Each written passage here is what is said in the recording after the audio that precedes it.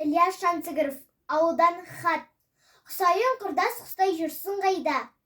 Айналды сен кеткелі 8 айға. Ақ судан аттандырған азаматтың сәлем айт барлығына барматайға. Семейде 8 айдай семірдің бе? Болмаса қара қайға кемірдің бе? Ен дала, емін еркін елде жүрген. Маған сен не істедің, не білдің де? Бұл жақтың қары кетті, күні жақсы. Қой қоздап жатыр, елге астық тапшы. Сендерді елге қашан қосылады деп, үлкеннің бәрі болды құмалақшы. Тыныштық орыс орман қаладағы, қалғанның қайғысы сен даладағы.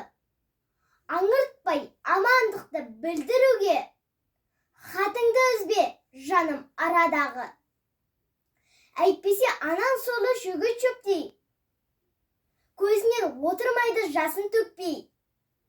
Ерте, кеш көренбе деп аңырайды, өзінен өзге ұлдарын кәнет етпей. Балам деп үгілейді байғыса кең, қояды анда-санда айтып жәкең.